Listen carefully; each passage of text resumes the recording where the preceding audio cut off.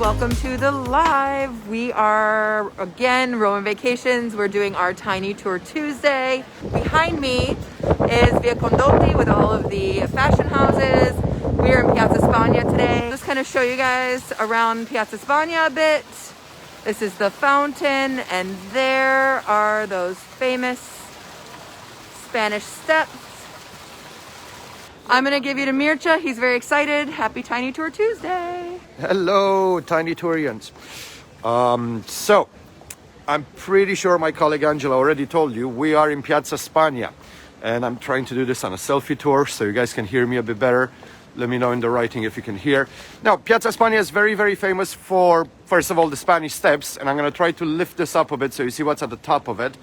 You have bit of a technical difficulty. So that's basically Trinità dei Monti. The church, together with the stairs, are actually a gift from France to Rome. They were built at different times. The church itself, 1502. It's a gift from Louis XII of France. Stairs, well, they're a gift from a French diplomat, Etienne Gouffier. Very funny name, kind of goofy.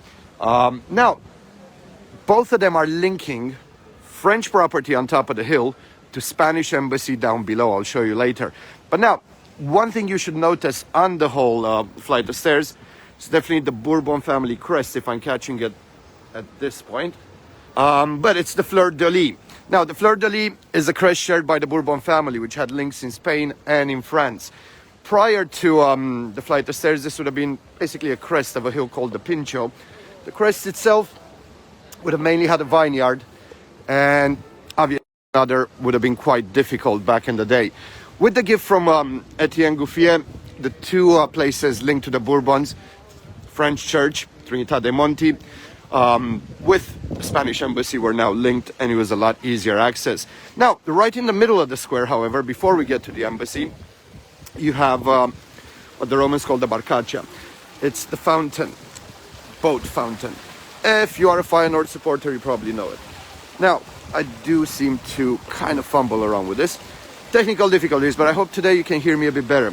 Now, the fountain itself is definitely a principle of Baroque architecture. It's one of the most famous in Rome. Finished in 1626 and is one of the final projects of a great architect and sculptor called Pietro Bernini, and the first project of his son, Gian Lorenzo Bernini, which will be far more famous. Probably remember it from last time. The boat itself, the boat itself has quite a long story. In the 1500s, the Tiber flooded the area. Apparently a boat was just dumped here. In a bit of a Roman fashion, nobody did anything about it for about 40 years. So people just started gathering at the boat.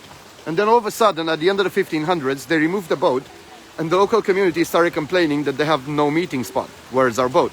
So therefore, they hired Pietro Bernini to build them a boat. One of the fascinating facts about it is that you can actually drink. I don't know if you can see here. There's a little spout. If you have the courage to walk on that very wet platform, it is legal to fill up your bottle. The reason for that is the Aqua Vergine, the Roman aqueduct that feeds this, was believed for a very long time to have healing properties and curing waters. It's the reason why Keats and Shelley, the British romantic poets of the 19th century, actually moved here. When sadly John Keats contracted tuberculosis, it was believed at that point that maybe the Aqua Vergine could cure you. Definitely the sun, the air, the food of Italy would definitely help with that. But as we know today, you need a healthy dose of antibiotics. So sadly, Keats will die here. So the house they lived in, just right behind me, turned into Keats Shelley Memorial. Fun trivia fact, a lot of their works were stored there. And during World War II, in fear of Allied bombings of Rome, they moved all the books and basically all the archives into a monastery. Care to guess what monastery? Monte Cassino. Somehow the boxes survived. It was a very ironical thing. Rome didn't get bombed, but Monte Cassino got blown to pieces, as many of you probably know. Now, we're at this point heading towards the Spanish embassy. But if you take a look around slowly at the buildings around, you probably notice big brands, Dior, Gucci, and so on. Many of the workshops and places of basically worship for everybody that's into fashion are around this street. We just passed Via Condotti. which is registered as one of the most expensive streets on the planet. Now, the last few things I want to bore you on the tour, and I hope I didn't speak too fast and you can follow along, would be the Spanish embassy. Now, the Spaniards, as we all know, are one very powerful Catholic country throughout history and one of the biggest explorers. So when they started exploring the world and getting to places like South America, a lot of that Spanish gold brought back was paid as taxes to the papacy. So therefore, Spain needed an embassy in Rome. In fact, it's the first embassy to the Vatican, the first to be basically recorded in European history, 1480.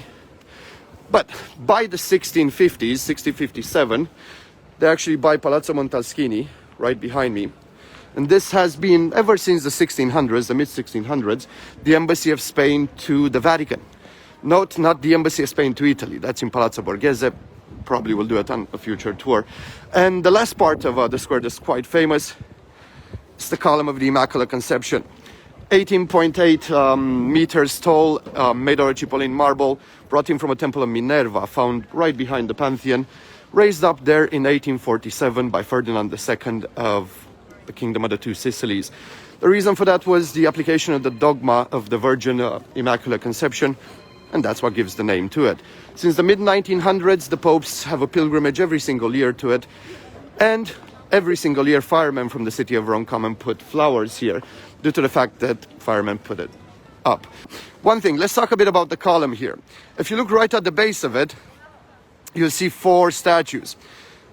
The Immaculate Conception was actually predicted in the Old Testament, and at that point you'd had 4 prophets talking about it. So the prophets would be, if you look behind me, the one on the right hand side is Moses, the other one David, and right behind you have Ezekiel and Isaiah.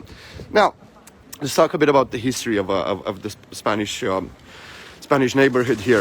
Imagine that by the 1500s and by the late 1500s, many of the world superpowers are going to start moving to Rome. One of the main reasons for that would be taxes to the papacy and also mediations done by the popes between the Protestant nations, such as the British, and Spanish and French. And that's when many of these expat neighborhoods that we invite you to come and see in Rome were created. Now, the Spanish area around here was mainly due to the fact that it's up the hills of Rome. Rome, for those of you that visited, it's a place that used to flood quite often. Down the valley from here, if you've actually been to the city, and we're going to do a tour there very, very soon, it's Via del Corso, which is definitely a place that used to be flooded, and that was given to the British. So when you come here, there's a lot to see. And another thing I really want to point out, sadly, there's this huge commercial because they're actually remodernizing the building, is Palazzo della Propagazione di Fede. Now, when you come to the city, this is one of the best places to see due to the fact that you have 2 Baroque masters, Francesco Borromini and Gian Lorenzo Bernini. We talked about them last time. I think we're going to talk about them every time. But this is their first building, and they do compete here from the very beginning. Bernini would be hired to start it. You see a very minimalist style, and I'm talking about the building with the green, very smiley Samsung baby, I think it is. And the front of it would be done by Francesco Borromini. But here's why it's relevant to today. It's a place where they actually create all the missions. They go to Africa, go to South America, go to Asia, places that they need. And when you come to Rome, one of the things you're going to see in the city is quite a lot of nuns and monks at a very young age that are going to mainly rocket on rollerblades and run around the city from one university to another, trying to get their studies to be sent by this palace that I showed you right now to other places around the planet. Now, with that said, we're cutting out at this point, and I'm going to pass you to my colleague Angela. She will take comments. All right, guys. Well, this is the whole team. We're going to wrap up. Hi, guys. Happy New Year. And we'll see everyone soon.